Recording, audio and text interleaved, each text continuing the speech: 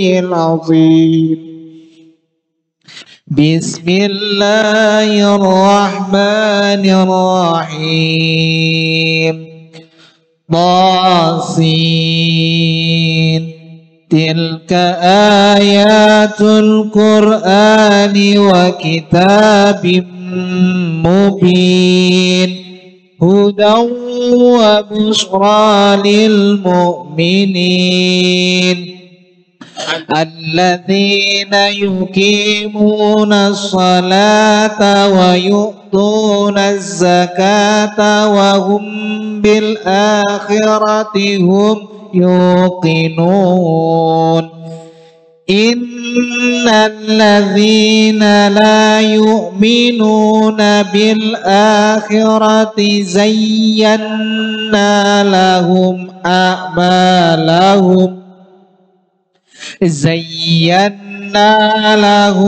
أعمالهم فهم يعمهون أولئك الذين لهم سوء العذاب وهم في الآخرة هم الأخسرون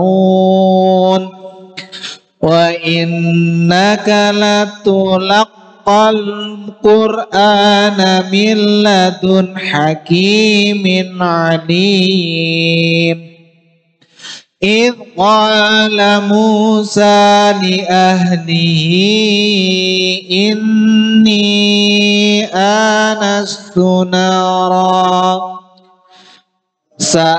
سآتيكم منها بخبر أو آتيكم بشهاب قبس لعلكم تصطلون فلما جاءها نودي أن بورك من في النار ومن حولها وسبحان الله رب العالمين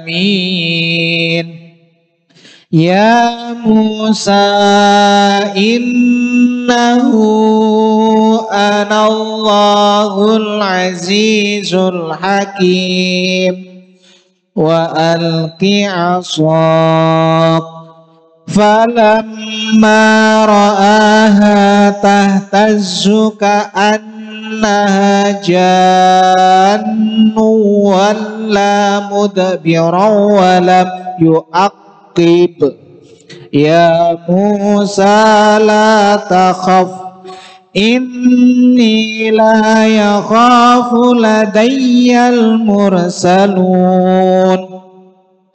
إلا من ظلم ثم بدل حسنا بعد سوء فإني غفور رحيم وأدخل يدك في جيبك تخرج بيضاء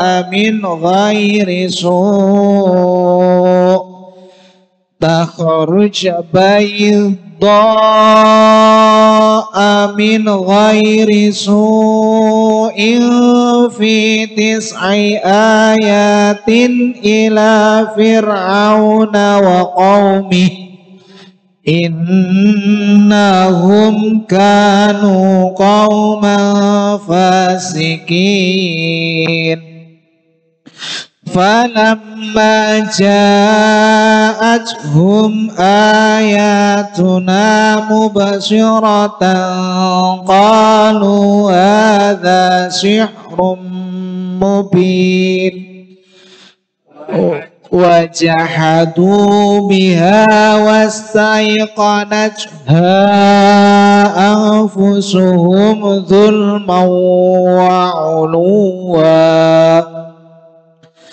فانظر كيف كان عاقبة المفسدين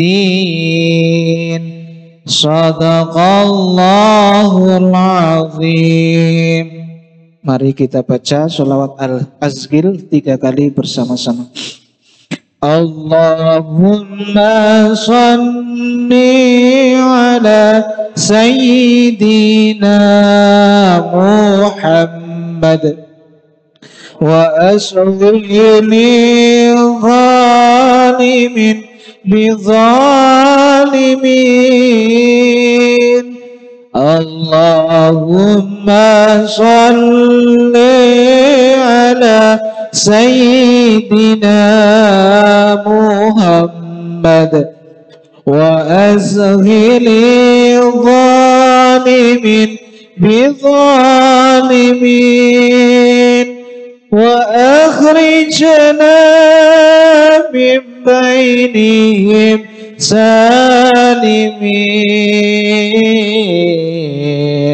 wa ala alihi wa sahbihi ajma'in. Allahumma salli ala sayyidina Muhammad wa asghili zalimin bizalimin.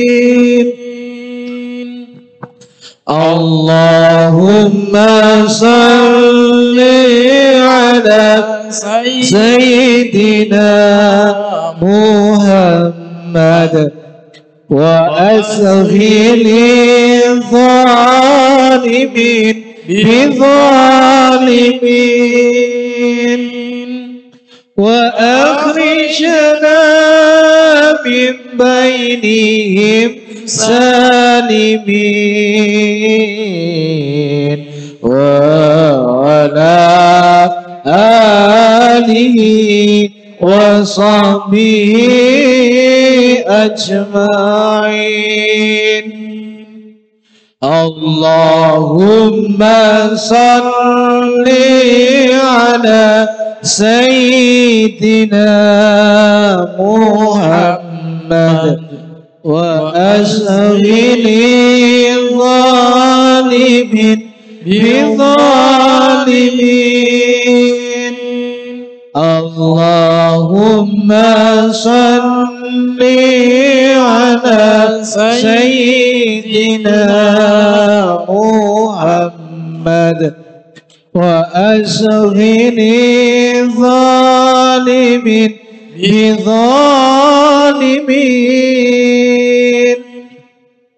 wa akhrijna min bainihim salimin wa ala alihi wa sahbihi ajma'in. Wassalamualaikum warahmatullahi wabarakatuh. Waalaikumsalam warahmatullahi wabarakatuh. Alhamdulillah, itulah tadi tilawah Quran dan juga pembacaan salat azhil yang telah dibacakan oleh Ustadz Abdullah. Mudah-mudahan dengan kita mendengarkan tilawah Quran semakin menambah keimanan dan ketakwaan kita kepada Allah Subhanahu wa taala. Dan juga dengan kita senantiasa bersalawat kepada baginda Nabi Muhammad Rasulullah sallallahu alaihi wasallam, semakin menambah kecintaan kita, kerinduan kita kepada baginda Nabi Muhammad Rasulullah sallallahu alaihi wasallam, dan kita senantiasa bisa meneladani dari apa yang telah beliau contohkan. Dan mudah-mudahan kita senantiasa mendapatkan syafaat dari baginda Nabi Muhammad Rasulullah sallallahu alaihi wasallam fi yaumil qiyamah. Amin amin ya rabbal alamin. Dan juga mudah-mudahan rumah yang di dalamnya dibacakan ayat-ayat suci Al-Quran dan juga sholawat, mudah-mudahan Allah senantiasa menurunkan keberkahan untuk para penghuni rumah tersebut. Amin amin ya rabbal alamin. Baik jemaah yang dirahmati Allah, untuk selanjutnya kita akan ikuti sambutan dari Sahibul Bait yang akan disampaikan oleh Bapak Johan Prayitno. Kepada beliau dipersilakan.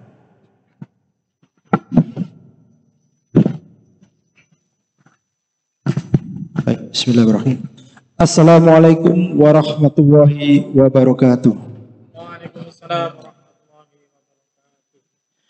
Alhamdulillah, alhamdulillahirabbil alamin, alhamdulillahirabbil alamin wa bihi nasta'in ala umuri dunya waddin. Wassalatu wassalamu ala asyrafil anbiya'i wal mursalin sayyidina wa maulana Muhammadin wa ala alihi wa sahbihi ajmain. Amma ba'du.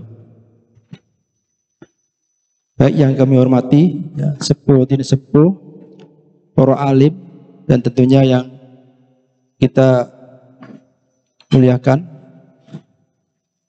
Ustadz Saifuddin Budiharjo selaku pengasuh Majelis Taklim Al-Hikmah Baitul Hikmah, dan tentunya saudara-saudaraku yang kami cintai karena Allah SWT.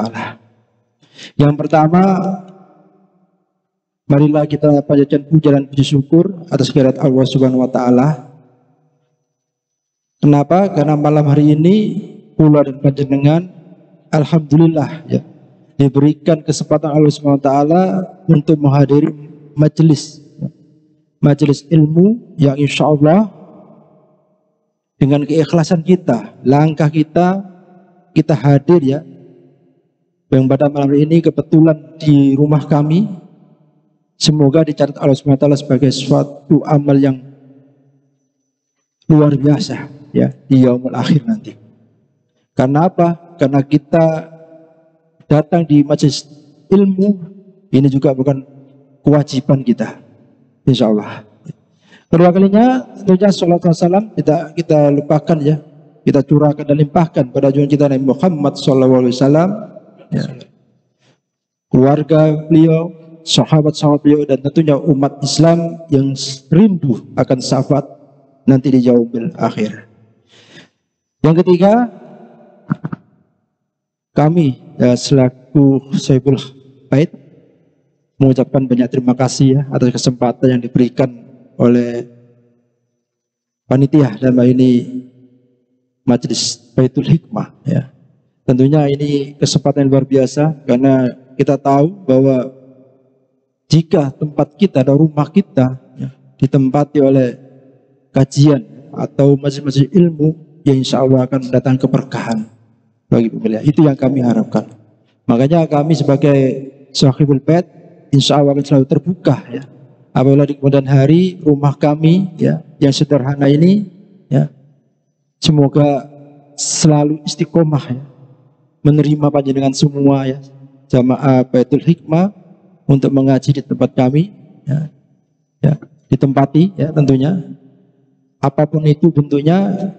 Kami insya Allah akan menerima dengan senang hati dan penuh dengan keikhlasan, dan tentunya mengharapkan keridhaan Allah Subhanahu wa taala. Amin. Baik, yang terakhir, sebagai kami juga Saiful Bait mengucapkan mohon maaf ya sebesar-besarnya apabila dalam penyambutan kami pada malam hari ini ya ada kekurangan ya. Tentunya kami mohon maaf yang sebesar-besarnya. Baik, tidak berpanjang kalam, akhirul kalam. Wassalamualaikum warahmatullahi wabarakatuh. Waalaikumsalam warahmatullahi wabarakatuh. Kami haturkan terima kasih. Itulah tadi sambutan dari Bapak Johan Prayitno selaku Sahibul Bait pada malam hari ini. Benar sekali apa yang telah beliau sampaikan, bahwasanya beliau sangat senang sekali ketika kediaman beliau ditempati oleh kajian Majelis Taklim Baitul Hikmah seperti malam hari ini. Tentunya juga buat untuk jamaah sekalian semuanya juga kami berharap bagi jamaah sekalian mudah-mudahan panjenengan semuanya senantiasa diberikan kelapangan rizki, keleluasan rizki untuk dapat memberikan tempat bagi kami Majelis Taklim Baitul Hikmah ini bertempat di kediaman panjenengan. Dan jadi seperti apa yang telah disampaikan oleh Bapak Johan Prayitno tadi, bahwa rumah yang di dalamnya digunakan untuk kajian majelis ilmu seperti malam hari ini, Allah akan mendatangkan keberkahan untuk rumah tersebut. Jadi bagi jamaah jangan sampai untuk melewatkan kesempatan ini. Bagi jamaah yang ingin kediamannya ditempati kajian seperti malam hari ini, dapat menghubungi pengurus Majelis Taklim Baitul Hikmah Surabaya. Baik jemaah dirahmati Allah, alhamdulillah malam hari ini guru kita Ustadz Saifuddin Budiharjo telah hadir bersama kita untuk kita malam hari ini mengkaji kitab Riyadhus Shalihin. Seperti biasa, setiap hari Senin Majelis Ta'lim Baitul Hikmah Surabaya menyelenggarakan kajian secara reguler. Setiap hari Senin kita mengkaji kitab Riyadhus Shalihin karya Imam An-Nawawi.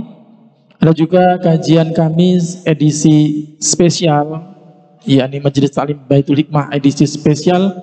Biasanya kita selenggarakan 1 bulan sekali, entah di akhir bulan atau di awal bulan. Kita mengambil tema yang sedang hangat-hangatnya dibicarakan atau momen-momen yang sedang masih berlangsung. Seperti kajian kita pekan lalu, kita mengangkat tema mengenai tahun baru Hijriah, semangat tahun baru Hijriah.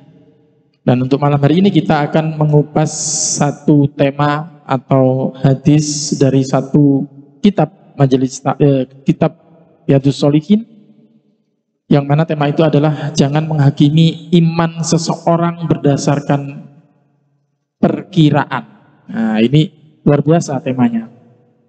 Tentunya nanti akan disampaikan oleh guru kita Ustaz Syaifudin Budiarjo, dan alhamdulillah beliau telah hadir. Kita sapa terlebih dahulu beliau. Assalamualaikum Ustaz. Alhamdulillah.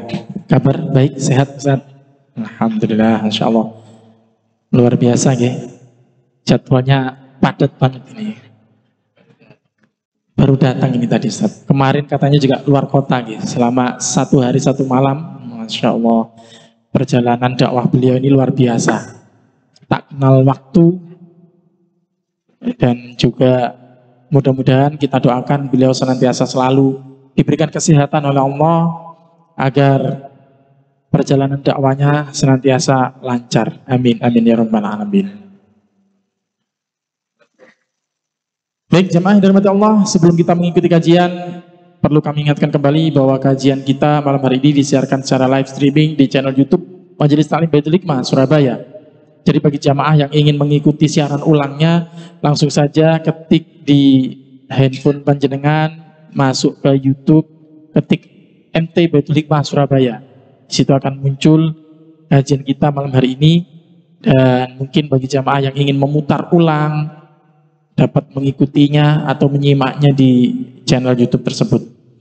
Dan juga bagi jamaah ini rahmat Allah, kajian kita malam hari ini akan ada 2 sesi. Sesi pertama materi, untuk selanjutnya sesi yang kedua sesi tanya jawab. Di akhir acara kami berikan kesempatan jamaah yang ingin menyampaikan pertanyaan, baik yang mengikuti kajian kami secara online, secara offline, ataupun yang mengikuti kajian kami secara online, dapat menyampaikan pertanyaan Anda. Jika mengikuti kajian kami secara online, sampaikan pertanyaan Anda di kolom komentar, yang nantinya pertanyaan yang masuk akan langsung dijawab oleh Ustaz Syaifudin Budiarjo. Baiklah, marilah sama-sama kita ikuti kajian pada malam hari ini. Kajian kitab Riyadhus Shalihin karya Imam An-Nawawi bersama Ustaz Syaifudin Budiarjo, sarjana hukum Islam. Kepada beliau, falyatafadhal mashkura.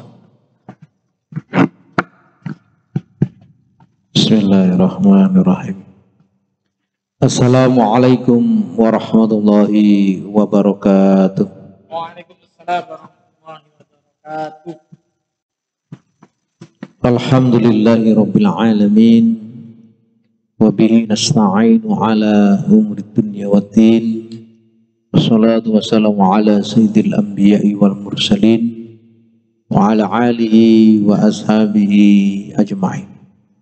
Qala rabbi shrah li sadri wa yassir li amri wahlul 'uqdatam min lisani yafqahu qawli. Subhanaka la ilma lana illa ma 'allamtana innaka antal alimul hakim. Wa qala Allah ta'ala fil Qur'anil 'azim, a'udzu billahi minasy syaithanir rajim. La yastawi ashabun nari wa ashabul jannah, ashabul jannati humul faizun. Shadaqallahul adzim. Hadratul muhtaramin, para alim, para ulama, para ustadz, para jamaah kajian Majelis Ta'lim Baitul Hikmah yang dimuliakan oleh Allah Subhanahu wa taala. Wabil khusus sahibul bait wa sahibul fadilah Bapak Johan Prayitno saha Bapak Suhari. Alhamdulillah kula lan panjenengan sedaya malam hari ini kita berada di dalam rumah beliau. Mudah-mudahan senantiasa diberkahi oleh Allah Subhanahu wa taala.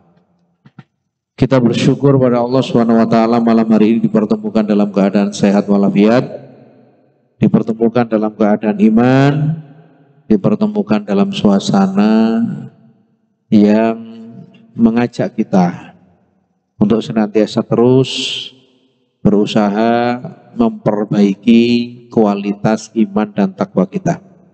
Kenapa kita diminta untuk memperbaiki setiap saat? Karena memang yang pertama perintah Rasul, yakni tajidul iman, untuk senantiasa memperbarui, memperbaiki, memperbagus keimanan. Jadi harus ada usaha. Yang kedua, godaan, ya, apa namanya? Iya, godaan, pengaruh lingkungan, kondisi sekarang ini luar biasa. Jadi semakin membuat kita apabila tidak berhati-hati, ya kita akan jatuh ke dalam kemaksiatan. Ya. Dan memang yang namanya kemaksiatan itu rata-rata dalam tanda kutip rasanya nikmat. Ya.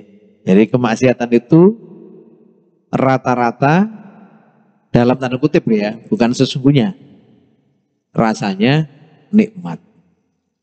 Ya. Sehingga orang itu terlena,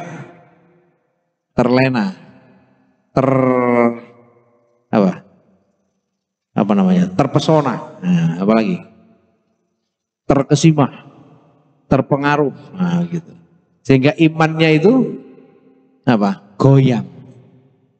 Nah, ya, imannya goyang. Makanya setiap saat mingkul lisya'atin, dalam diri kita itu harus senantiasa berusaha untuk memperbaiki iman dan takwa.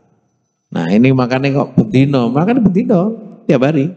Sholat kita aja 5 kali sehari. Yang ngono sih menceng, ya. Sik menceng ini maksudnya kadang ngono melaku lurus ya sik delereng, ya kan? Itu 5 kali sehari loh. Takbir, ya. Kemudian rukuk sujud, kemudian istighfar, berdoa, 5 kali sehari itu. Sik menceng. Apa mana sing gak belas. Nah berarti Allah itu sebetulnya memberikan satu kesempatan. Nah oleh karenanya ada kesadaran. Nah ini penting ini kesadaran ini. Orang yang sadar itu orang yang memahami. Ya. Tadi di ayat di surat yang dibaca di surat An-Naml itu luar biasa. Orang yang sadar itu orang yang paham. Yang pertama apa kira-kira? Sadar identitas. Nah, sekarang banyak orang yang kehilangan identitas. Bukan kehilangan KTP, bukan.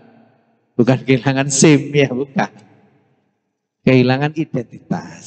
Sadar terkait identitas. Apa itu sadar identitas? Kita ini seorang muslim. Ya kan? Kita ini orang yang beriman. Ini identitas. Identitas itu apa sih jajan nih? Bahasa gampang ya Bang? Apa gampang-gampang? Tanda. Ya. Tanda ya. Maka identitas itu memiliki item-item. Kalau dalam KTP itu identitas kita itu apa saja di situ? Ada nama, ada tempat, ada tanggal lahir, ada alamat, ada jenis kelamin, ada apa? Status. Nah,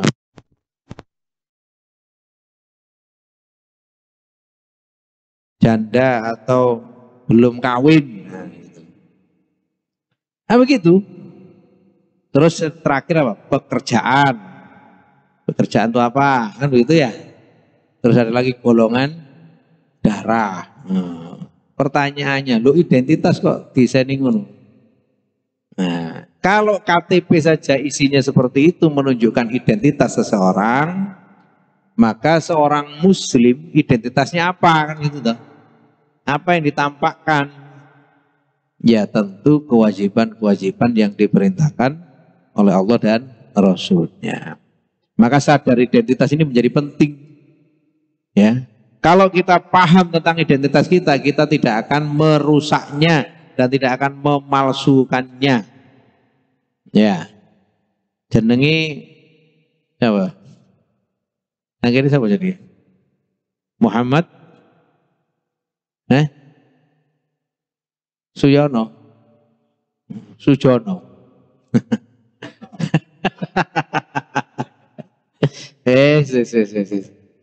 Nah, tapi dirubah, ya maka keliru. Karena identitas itu penting. Jenengan jangan oleh rezeki, gak bisa rezeki kalau kemudian identitasnya dirubah, dipalsu. Atau ada punya niat-niat buruk ketika merubah identitas, nyelang KTP, ya identitasnya orang lain dipakai, ya bisa dipakai untuk apa? Pinjol, ya. Akhirnya sing punya identitas kepotokan kan gitu.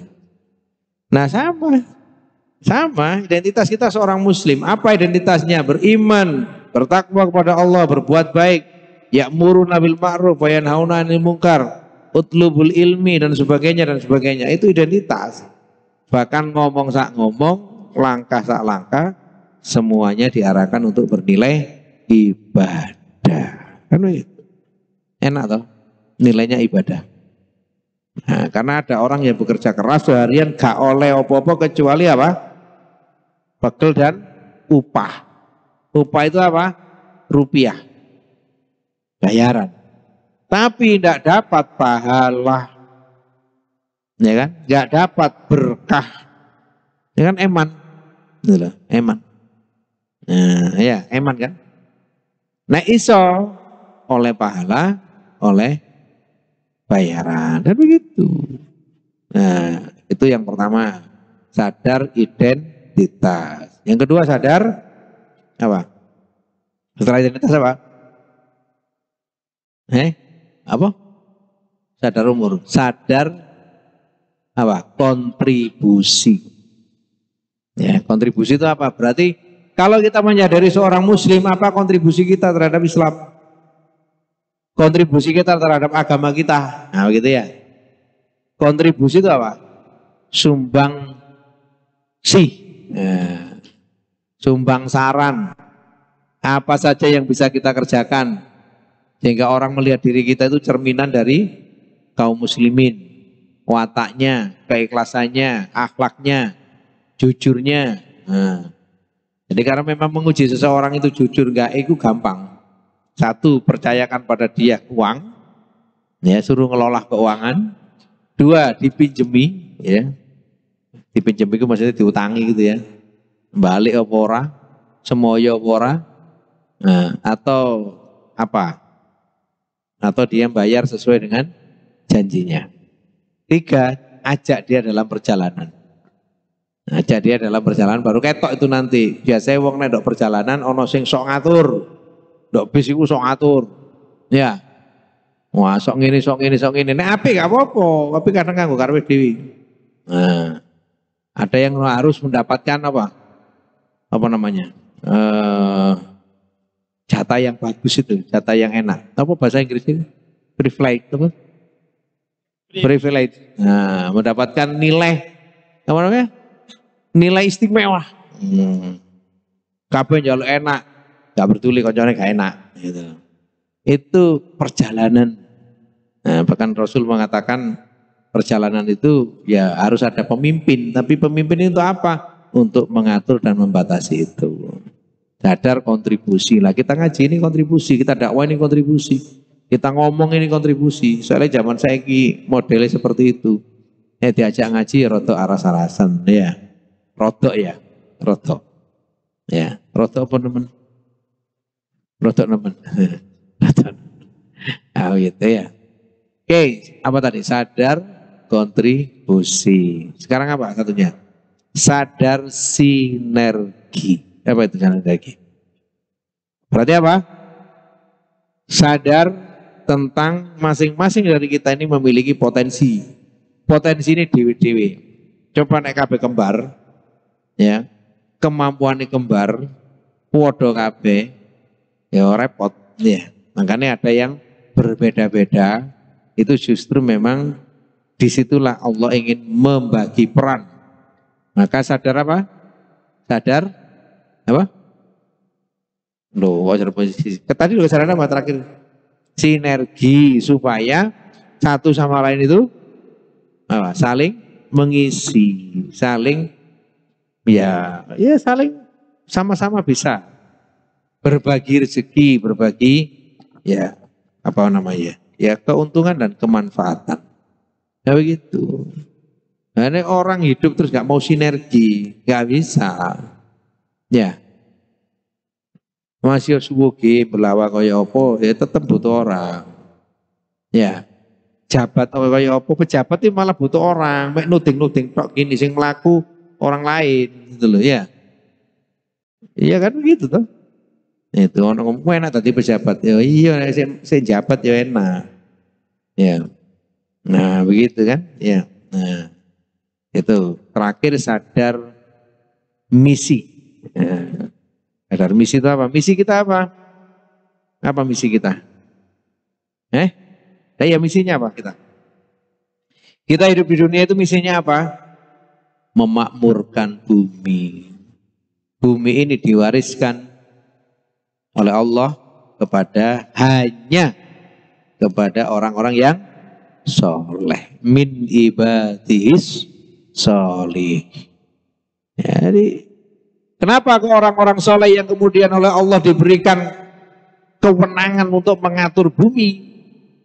Ya supaya bumi ini aman, bumi ini gak gonjang-ganjing, bumi ini sih berkah. Ini pemahaman sebenarnya. Pemahaman sebaliknya, bila bumi ini dikelola, ya, diatur oleh orang-orang yang bukan soleh, orang-orang yang tidak soleh. Ya, jadi harus ada definisi itu. Soleh itu apa? Kan gitu ya. Nah, soleh itu orang yang beriman, orang yang beramal berdasarkan keimanannya. Lalu orang yang bukan soleh, orang yang di Quran itu orang yang musyrik, orang kafir, orang yang apa? Munafik, orang apa lagi itu? Ya, seperti itu. Maka coba lihat kalau bumi ini rusak, bumi ini kemudian hancur, ya, masyarakatnya itu atau orang-orang yang hidup di permukaan bumi ini tidak bahagia, tidak mendapatkan apa namanya kesejahteraan, padahal bumi dan seisinya itu kekayaannya luar biasa, berarti yang mengelola ini bukan orang yang soleh, kan begitu? Ya gampang loh. Orang soleh mengelola bumi bukan untuk menguasai, bukan untuk dinikmati sendiri, tapi dijadikan apa? Sarana untuk ya menyembah kepada Allah. Kok iso nek uripe enak, dunyane akeh, uripe tentrem, ibadahnya pasti tenang. Ini bukan kok, ini mutlak enggak? Kira-kira mutlak enggak itu? Enggak juga, tapi rata-rata begitu. Karena ada orang yang memang miskin, ada orang yang tidak kaya, tapi dia tenang ibadahnya ada.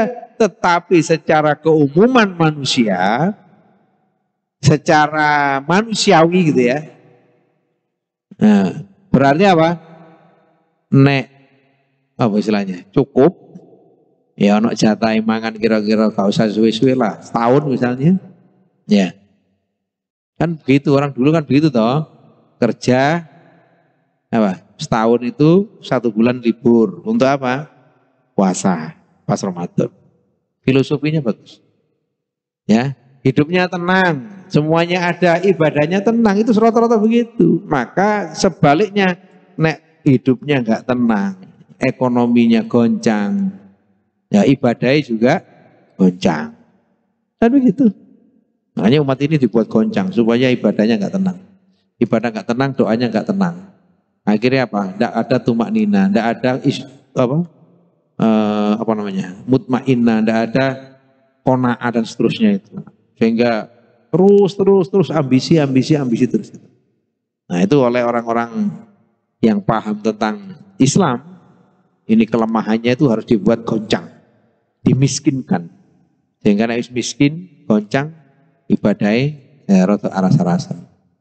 Karena gak mikir ibadah, wis mikir apa namanya? Nah, kan begitu.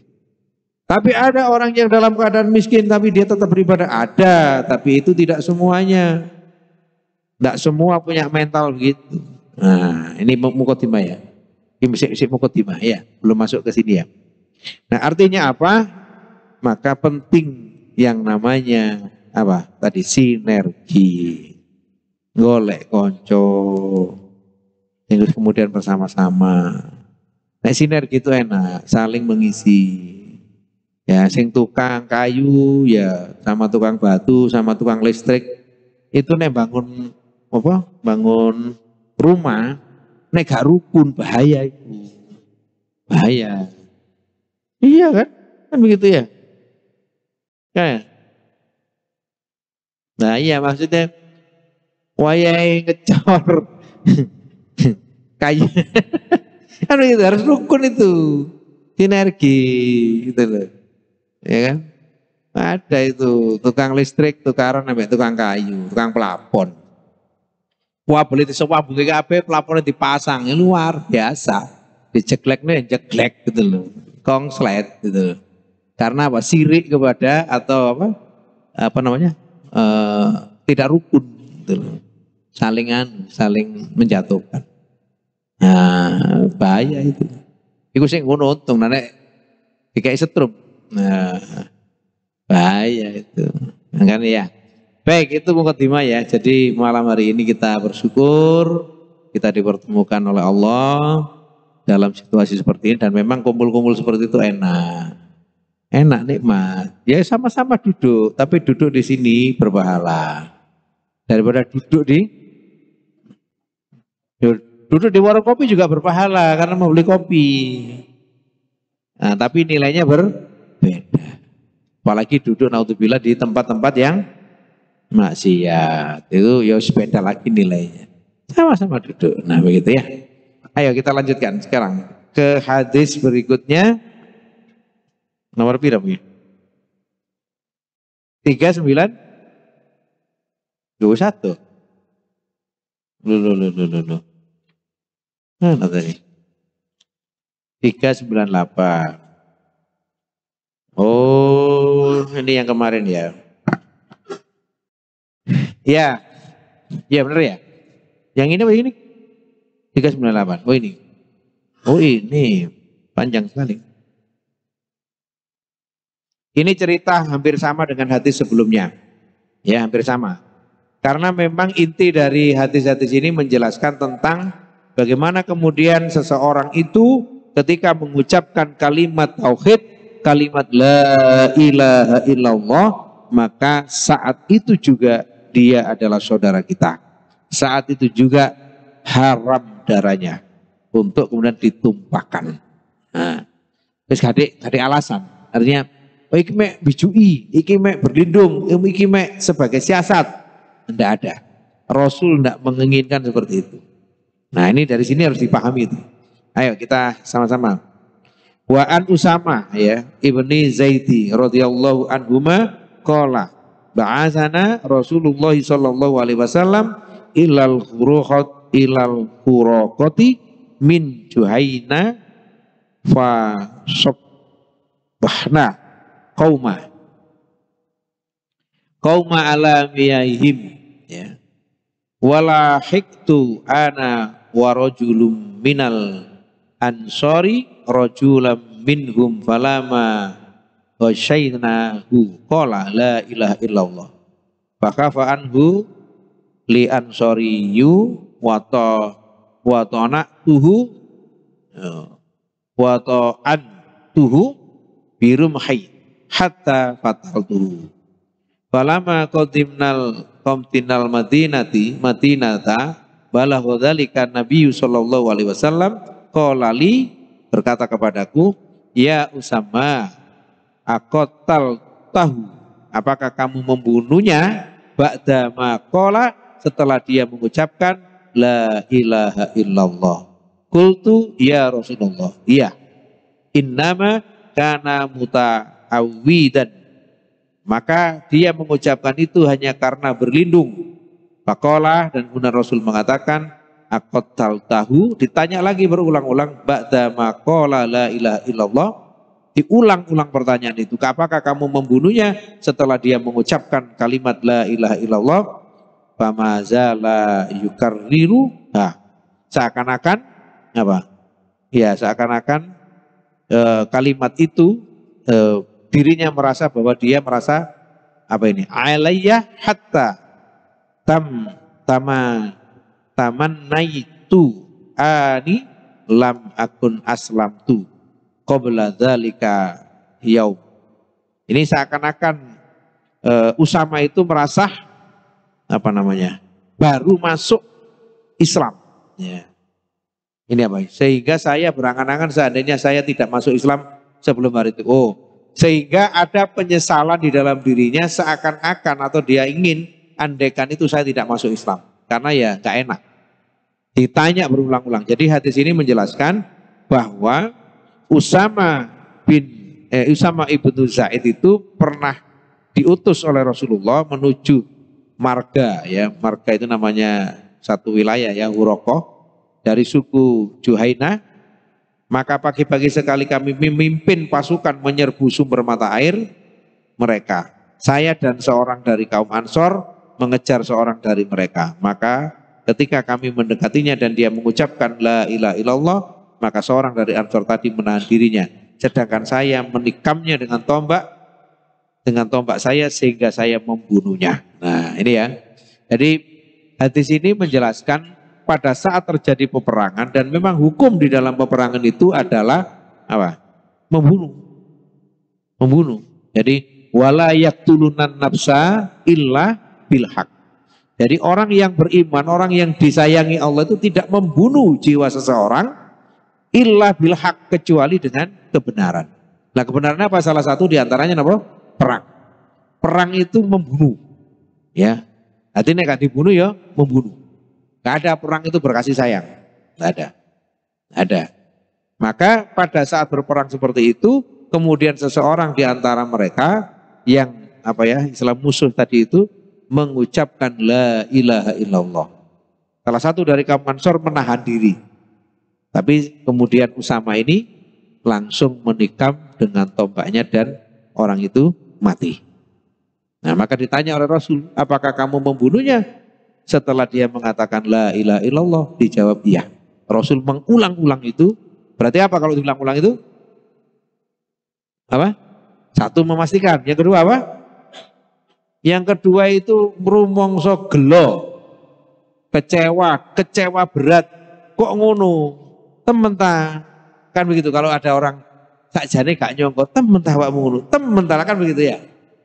Kenapa itu berarti? Berarti sesuatu yang besar, sesuatu yang sangat berharga, sesuatu yang seharusnya tidak dilakukan. Nah, begitu.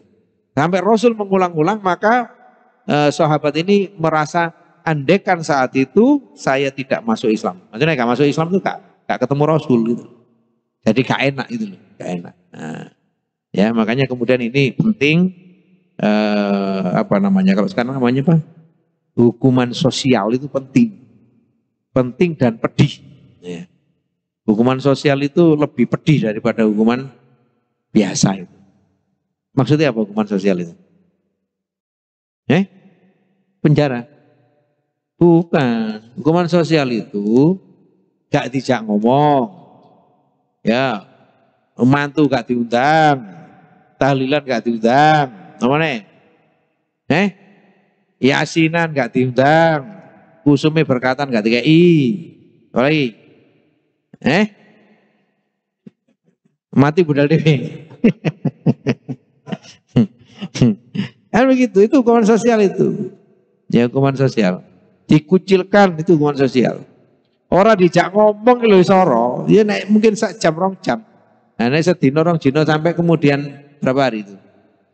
Nah, ada itu kan sahabat yang kemudian 50 hari nggak boleh diajak ngomong, ya kan? Luar biasa itu. Dia gelisah itu. Lengono sih diuji mana? Didatangi sama musuhnya. Nah, timbangannya kamu gak dijak ngomong, ini naik coro lidah. Wis melok aku ae. Nah, itu namanya mau membajak. Ya, dipikir dengan kondisi itu dia mau, ternyata malah tidak mau. Nah, sampai akhirnya kan turun ayat untuk kemudian menyatakan selesai masa hukuman itu. Hati-hati. Nek dijarno dinengno itu hati-hati. Nek rumongso. Tapi saiki akeh wong sing gak rumongso ae. Dinengno ya cuek, mari ngono muncul ragu ya. Lagune apa? Lagune apa? Orang ngurus urusanku apa urusanmu? Gimana lagu ini? Saya ngrungokno karo ngono iki lagu apa sih sajane? Bukan lagu di Roma. Urusono urusanmu. Orang ojo ngurus urusanku, ngono lho. Yen seneng apa? Menengo apa ya? Lali aku. Nek ora seneng gak usah nyangkem ya gitu ya. Lagu ini siapa ini? Lagunya apa itu? Nah begitu. Taruh ngono iki zaman saiki modelnya ngono. Cuek lulu gue. Ya kan? Nah, kan begitu. Nah, dalam Islam tidak boleh begitu, tidak boleh urusanmu, urusanku nggak begitu. Kecuali dalam persoalan akidah, ya. Tapi dalam persoalan sosial muamalah tidak boleh, ya, tidak boleh ya. Jadi kembali ke hadis ini, maka setelah itu dalam riwayat yang lain juga sama, ya sama. Maka seseorang, apakah dia mengucapkan la ilaha illallah dan kamu membunuhnya? Saya menjawab, wahai Rasulullah, sesungguhnya dianya takut kepada senjata. Ya, ini kan berarti alibi yang dibangun. Ya, jadi koyok-koyok yang ngono. Tapi ini ya, sampai kemudian Rasul ini intinya di sini. Kemudian apakah kamu, ini Rasul bersabda ya, apakah kamu membelah hatinya? Ya Pak, ini kan bahasa apa ya? Bukan betul-betul membelah kan? Nah, ini bahasa apa namanya? Kiasan ya. Jadi apakah kamu betul-betul membelah hatinya? Ya, atau membelah dadanya atau jantungnya sehingga kamu mengetahui apakah dia beriman. Nih, mana tadi? Apakah ia mengucapkan karena takut itu atau tidak? Beliau terus menerus mengulangnya hingga saya berharap seandainya saya baru masuk Islam pada waktu itu. Nah, seperti itu. Nah, ini menunjukkan yang penting madhohir. Maka ada satu kaidah nahnu nahkumu bidohir. Jadi orang itu dihukumi dohirnya. Jadi tidak bisa kamu menghukumi iki mek anu tok iki apa? Modus iki gaya iki. Enggak bisa begitu. Hukumi saja sesuai dengan apa yang diperintahkan, bahwa kemudian dia menipu dengan hukum dengan model itu, dia melakukan action ya. Itu kemudian menipu umat, menipu orang lain, itu urusannya kembali kepada Allah. Nah, ketika terjadi penipuan dan terjadilah kemudian peristiwa hukum, maka boleh kita menghukuminya. Tiba nang masjid sarungan ya kopian lengone minyak wangine harum. Lah kok mulai nggawa misalnya. Nah, ketika tahu, nah itu baru bisa dihukumi. Tapi ketika dia datang, iki gak tahu nang masjid, kok sapa masjid, wah iki jangan-jangan, enggak oleh ngono iku. Enggak boleh itu, enggak boleh. Di sini aja enggak boleh. Enggak boleh, ya. Nah, bahwa kemudian terjadi, nah, kemudian kita merasa mewaspadai, akhirnya semua orang dicurigai. Ya kan? Kan ujung-ujungnya kan semua orang dicurigai akhirnya. Umpamane gak tahu nang masjid, wong asing, ajenab, wah dicurigai. Nah memang rata-rata ya memang begitu, mereka nyaru. Nah nek nyolong nang masjid terus enggak pakaian pakaian ya kan malah ketoro kan itu loh. Nah, tapi yang dibahas di sini adalah sampai terjadi pembunuhan ya ba'da qauluha, setelah dia mengucapkan la ilaha illallah, ini ndak boleh dibunuh. Nah, begitu. Nah, kalau dia kemudian, oh ternyata dia menikam lebih dulu, berarti dia itu memang menggunakan kalimat itu sebagai pelindung, itu yang menggugurkannya. Nah, itu loh. Jadi gak gampang, Pak. Apa maneh wis padha muslim ngene terus menilai. Iki biasanya tampilan ini wong ini. Nah, iya kan? Saya kemarin juga banyak mendengar cerita-cerita begitu, ya. Nah, mengira-ngira, menduga-duga, nggak boleh begitu. Allah, potongannya modeling ini paling nek infak ya piro, nggak boleh begitu, nggak boleh. Siapa ngerti dengan model seperti itu infaknya jauh lebih besar? Kan banyak juga. Walau nawajis kalau wamis, ya. Hari ngono infaknya, nah kan begitu. Nah, yang ngomong kan tahu berarti ya. Nah, coba di kotak masjid itu yang paling banyak warna apa? Yang bawa pedang kan saya carang sih. Ya. Ya, kalau warna biru yang banyak luar biasa. Nah, intinya bahwa kita mengembalikan tentang apa ini? Perkara iman, perkara takwa, perkara keyakinannya itu hanya Allah. Hanya Allah. Maka urusan dia dengan Allah. Dia berbuat begini, berbuat begitu, itu urusan Allah. Dan Allah maha mengetahui.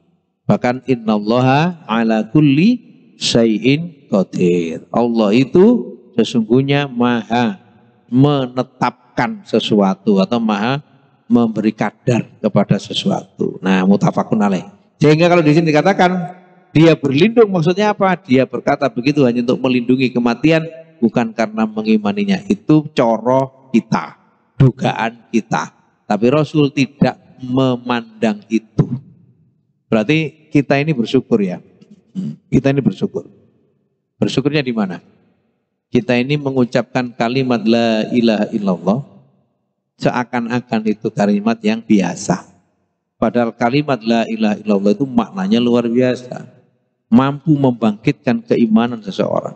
Jika kita membacanya dengan membaca apa ya istilahnya penuh dengan apa namanya keyakinan, penuh dengan pengharapan, penuh dengan kerendahan diri kita di hadapan Allah. Itu kalimat itu mampu kemudian membentuk hati ini menjadi hati yang qalbun salim, hati yang selamat. Nah, gitu. Jadi kalimat yang luar biasa. Nah, jadi jangan sepelekan, ya. Menang-menang la ilaha illallah, la ilaha illallah. Gak ada masalah, ya, gak ada masalah. Pokoknya jangan zikir di tempat yang tidak boleh berzikir. Di mana? Di kamar mandi, di WC itu jangan berzikir. Kalaulah terpaksa berzikir dan berdoa itu di dalam hati, ya. Ono maca Quran, qori ya. Wa min ayati nang gone kamar mandi beatus. Ya jangan. Nek nyanyi gak apa-apa, nek nyanyi kan hukumi gitu loh. Tapi sebaik-baiknya kalau orang sedang menunaikan hajatnya di kamar mandi itu tidak boleh bersuara, tidak boleh berbicara. Nah, saya ingin enggak ya. Nah, saya ingin malah omong-omongan ya. Nah, repot ini. Itu ya sebentar ya. Saya kembalikan kepada Akhina Andi untuk barangkali ada yang didiskusikan. Baik, alhamdulillah, jazakallah khair Ustaz atas pemaparan penjelasan dari hadis yang ke-398 ini. Bahwa luar biasa sekali ya, kalimat la ilaha illallah ini bukan kalimat yang sepele. Dan Rasulullah dari apa yang Ustadz sampaikan tadi, ini nampaknya sangat kecewa banget, kecewa berat Rasulullah ini dari apa yang dilakukan oleh sahabat Rasul. Nah, maka kita sebagai umat Islam ini kepada saudara kita tidak diperkenankan untuk curiga atau memiliki rasa ketidakpercayaan terhadap saudara kita. saya beri kesempatan untuk jamaah yang ingin bertanya. Monggo, silakan. Ada yang ingin ditanyakan? Oke, silakan. Sebentar. Ini Bang Iksan. Monggo. Assalamualaikum warahmatullahi wabarakatuh. Waalaikumsalam warahmatullahi wabarakatuh. Lanjut ya. Ustaz, saya bertanya, tadi kan dijelaskan tentang prasangka ya. Saya mau tanya, apakah ada perbedaan antara prasangka dengan kewaspadaan?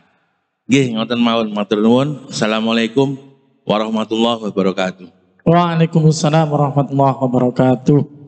Alhamdulillah, pertanyaan yang luar biasa ini dari Bang Iksan.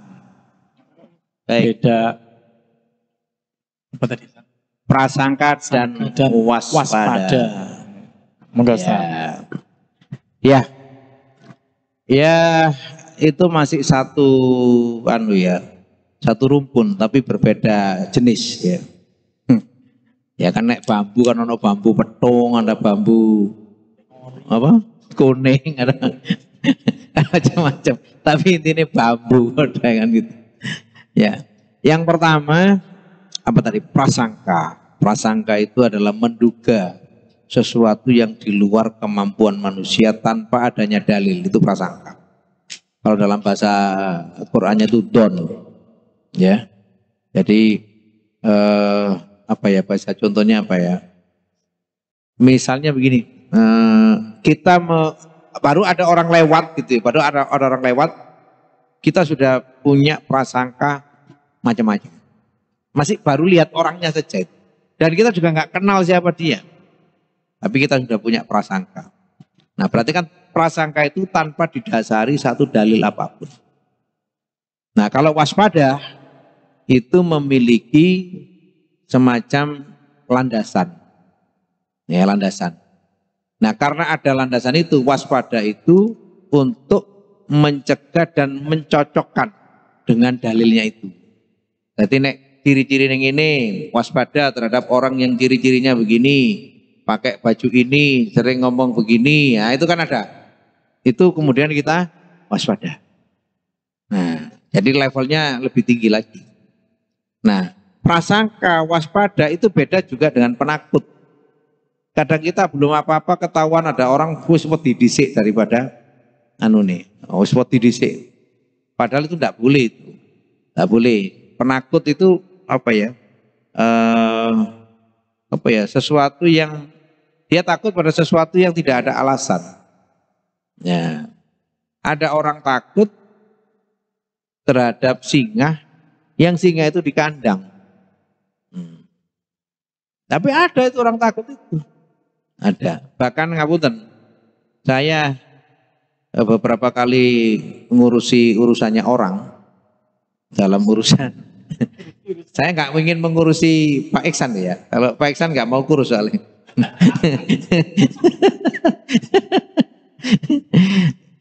Ada orang itu begini, ini masalah perceraian. Pak, saya nggak kepingin ketemu suami saya, takutnya luar biasa. Bukan malas ketemu, bukan malas. Kalau malas ketemu kan menghindar juga toh, sama-sama menghindar. Tapi ini takut memang, dia takut sekali. Karena mungkin suaminya itu temperamennya keras, atau dia suka main tangan, ringan tangan, main kaki barangkali ya, itu sehingga takut. Nah, sampai segitunya itu, sampai segitunya. Karena beda kalau kita nggak mau ketemu bukan karena takut, beda loh. Ada orang nggak mau ketemu, bukan takut, tapi dia malas menghindar. Terus gak kepengen ketemu, gak apa-apa. Nah, tapi nek kuduan teman gelut ya wani gitu loh. Tapi yang ini gak berani sama sekali. Nah, ini beda dengan tadi itu prasangka, beda dengan waspada. Nah, jadi apa ya? Harus bisa membedakan. Nah, kita ini sudah diberi oleh Allah petunjuk-petunjuk, diberi informasi-informasi agar waspada terhadap hidup dan kehidupan. Ini rotok dukur mana ya? Rotok naik dukur ya. Jadi bukan prasangka. Hidup tidak boleh dengan prasangka. Tapi waspada, iya. Ya, waspadalah. waspadalah. Apa itu namanya? Kan gitu ya. Itu jadi tidak dengan prasangka. Karena kita diajari bagaimana hukumnya ini, bagaimana hukumnya ini, bagaimana hukumnya ini. Kemudian bagaimana di dalam kehidupan ini kita harus bagaimana, diajari itu. Maka kita waspada terhadap hal-hal yang memalingkan kita atau yang menjerumuskan kita. Memalingkan dari ketaatan atau menjerumuskan kepada kemaksiatan. Nah itu waspada kita. Nah, tapi nek prasangka enggak boleh. Karena prasangka itu tanpa dasar apapun, enggak boleh. Malah diklamurkan janganlah kalian mengikuti prasangka kebanyakan orang. Sesungguhnya mereka itu lebih banyak mengarah kepada kesesatan. Ya. Nah, prasangka apa lagi kira-kira? Oh ini memiliki kekuatan yang besar. Ya, berprasangka kan akhirnya. Ya. Kemudian apa? Dibuat apa namanya? Ya dibuatlah semacam tempat. Jadi awalnya pohon itu biasa, mari ngono diresiki, mari diresiki dikekno foto-fotoan, dikekno apa. Ya kan begitu ta? Are ngono dikemuli ya. Wong pohon ya ono ya ini lho kan sing ngemuli. Masih ono angin ya gak kademen ya kan. Ya kok dikemuli gitu loh. Baru dicewancangi apa ya kan itu. Nah ini prasangka. Jadi prasangka yang tidak dibangun dengan dalil. Dan dibangun dengan petunjuk. Nah gitu. Ya. Malah kalau saya boleh katakan sebetulnya punden yang keramat di muka bumi ini adalah orang tua. Ya, orang tua. Orang tua kita ketika masih hidup, itulah keramat kita, punden kita. Maka hormati dia, muliakan dia, sayangi dia. Kan begitu. Sing sik duwe sik ditunggoi orang tua bersyukurlah. Dene wis ditinggal berdoalah kan gitu. Nah, berdoalah. Orang tua kita masih mengharapkan doa-doa kita. Ya kan? Doa anak yang soleh itu sambung nyampe kepada orang tua. Nah, ya kan? Maka pertanyaannya bedanya apa? Bedanya di situ. Prasangka itu macam-macam. Bahkan orang baik pun akan diprasangka buruk ketika orang yang melihat itu memiliki sifat buruk. Ya kan? Nah, zaman ini kan sekarang kan zaman apa? Zaman kukilo, ya kan gitu ya. Zaman ini zaman kukilo, moto siji dadi berholo. Nah, ngono ya. Guyu. Guyu. Kandhane kok ngono. Kan gitu, ya kan?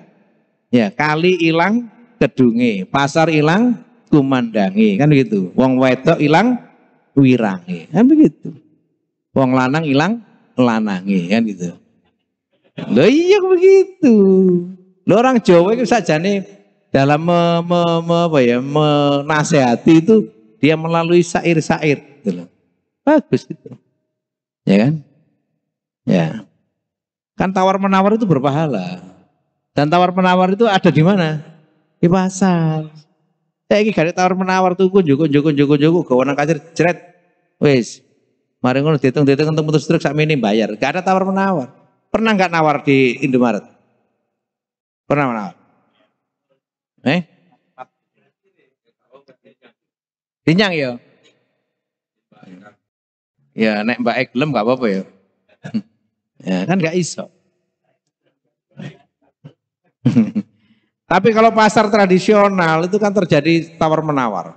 Sakmini. Itu. Nah itu ada pahalanya itu. Dan di situ melahirkan semacam hubungan sinergi tadi itu. Ada hubungan. Sehingga orang itu kemudian ada juga yang kemudian saling merasa bahwa ya tidak sekedar keuntungan yang diperoleh, tapi hubungan ukhuwahnya itu. Ini luar biasa. Nah, ya kan? Ya, itu nek lagu itu saya meresapi bagus. Syairnya juga dinyanyikan dengan irama-irama berbau-berbau itu. Ono irama-irama anunya itu. Irama. Ya kan? Akeh anak golek apa? Golek bapake kan begitu. Karena kan begitu. Malah arek diguak neng ngene kali, neng gone mana tempat sampah loh. Sudah seperti itu. Nah, luar biasa ya. Nah, begitu ya. Jadi waspadalah. Hidup ini ujian, tapi Allah memberikan jawaban. Jadi ujian jawaban, ujian, jawaban, ujian, jawaban. Berarti tinggal kita, dan itu nanti yang ditanyakan oleh Allah. Kenapa kamu tidak mencari jawaban itu? Bukan mencari malah. Kenapa kamu tidak mengambil jawaban itu? Nah, begitu. Nek mencari mesti goleki. Kenapa kamu tidak mengambil jawaban itu? Kamu punya masalah, kamu punya persoalan. Bumi ini buminya Allah, diwariskan kepada orang yang soleh. Loh kok kamu ngaturnya bukan dengan aturan Allah? Ditanya itu nanti. Tanya, Pak. Ya kan? Nek sing ngelola wong serakas, entek itu. Sing entekno sapa? Sing ngentekno sapa? Ya sing ngentekno ya kelompoke. Kan begitu. Serakah kok. Orang serakah itu seperti meminum air laut, tambah asin, tambah ngelak, tambah asin. Gitu lah. Ya orang serakah itu dikai dunya piro sik kurang, golek maneh dunyane wis akeh. Nurut pandangan orang iku sajane wis suwege. Kok ya sik ngono ya. Nah, itu pandangan orang. Tapi dia serakah. Kalau orang gak serakah gak begitu. Nah, ya kan? Diberi kekuasaan mengatur bumi, enggak soleh, enggak amanah, enggak jujur, ya rungkat, ya gitu. Selesai. Nah, nyenyek tuh, gitu ya. Ya begitu ya. Dulu kan terkenal ya, nyenyek tuh, gitu ya. Kan begitu. Nah, jadi waspadalah terhadap tipu daya dunia. Waspadalah terhadap tipu daya wanita. Bener toh? Itu kan bener. Qurannya kan ngomong gitu. Waspadalah. Ya. Itu. Iya kan? Itu ya. Itu insya Allah. Baik, alhamdulillah. Satu pertanyaan tadi. Cukup ya? Karena waktu, Ustaz. Ya, baik. Iya, tanpa terasa. Luar biasa sekali dari apa yang dia bahas malam hari ini. Begitu luar biasa.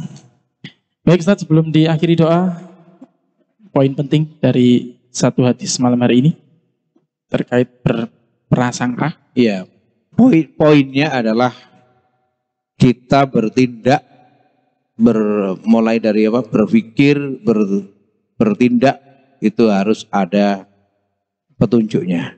Jadi barang siapa yang beramal laisa bihi amrunah, yang di dalamnya tidak ada perintah, tidak ada petunjuk, fahuwa raddun, maka amal ibadah itu atau amal perbuatan itu raddun itu tertolak.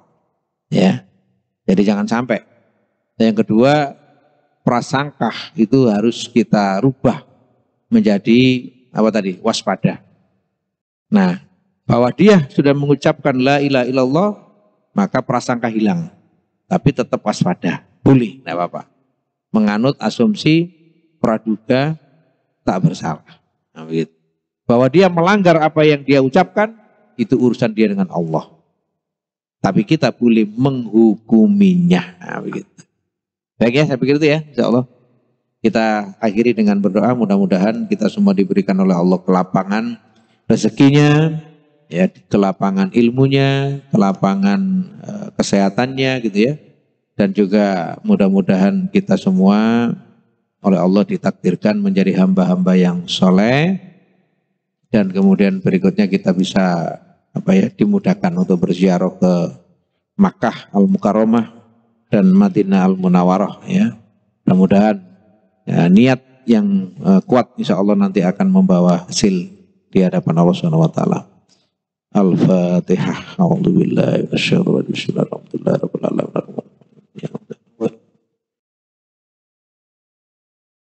A'udzubillahi minasyaitonir rajim. Bismillahirrahmanirrahim.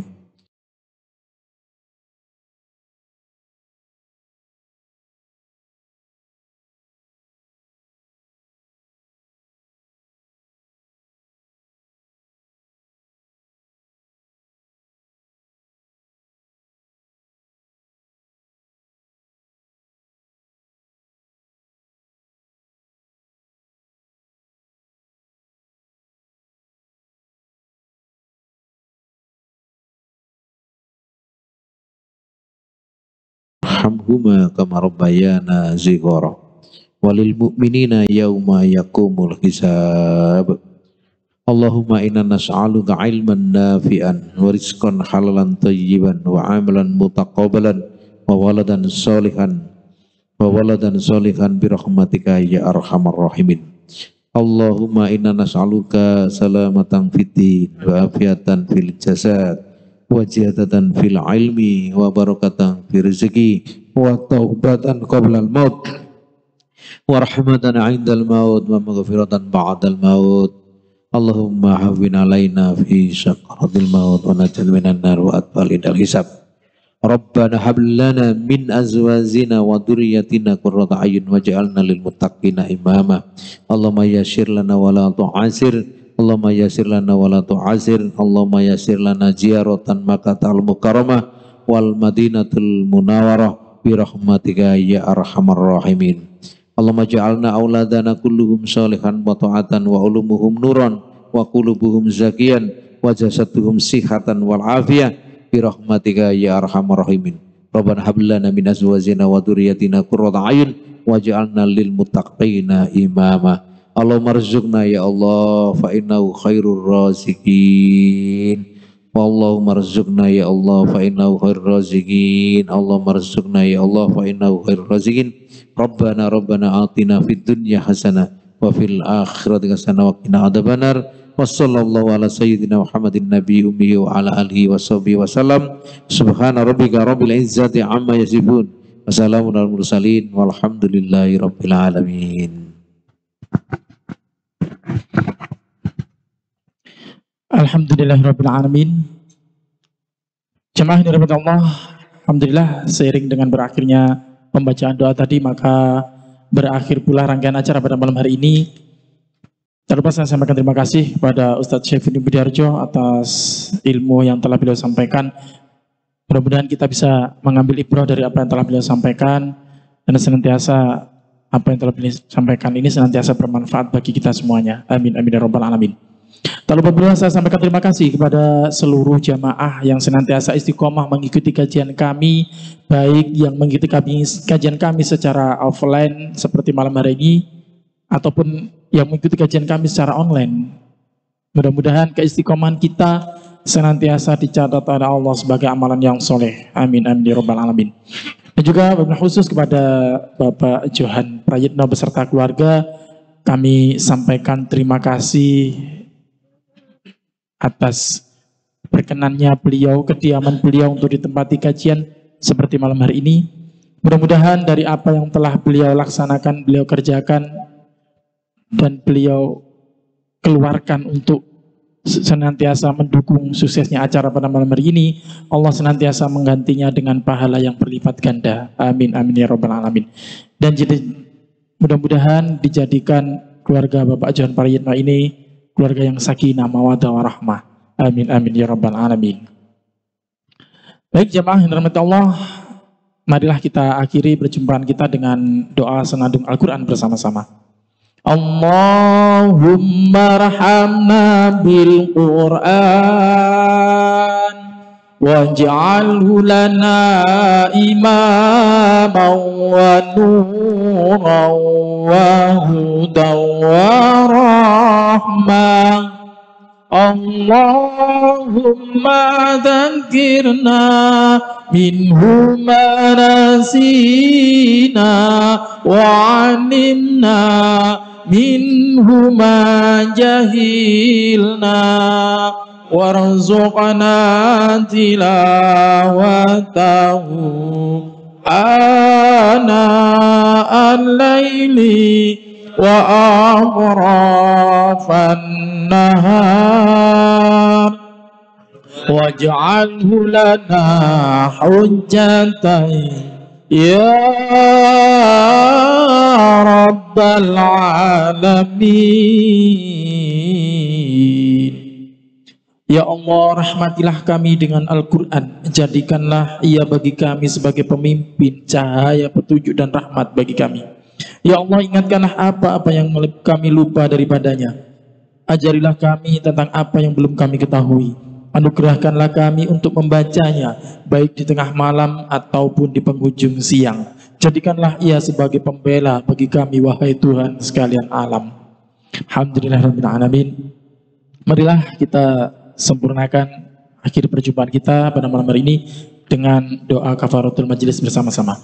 Subhanakallahumma wa bihamdika asyhadu an la ilaha illa anta astaghfiruka wa atubu ilaik. Sekian dari saya mewakili segenap kru yang bertugas dari Majelis Taklim Baitul Hikmah Surabaya memohon maaf yang sebesar-besarnya atas segala kekurangan, kesalahan dan khilafan kami. Kami manusia biasa tak luput dari salah, khilaf dan dosa. Kesempurnaan hanya min Allah Subhanahu wa taala. Insyaallah kita akan berjumpa lagi di Senin pekan depan tetap dalam kajian bersama Majelis Taklim Baitul Hikmah Surabaya. Akhirul kalam, wabillahi taufik wal hidayah, wabillahi wal inayah. Wassalamualaikum warahmatullahi wabarakatuh.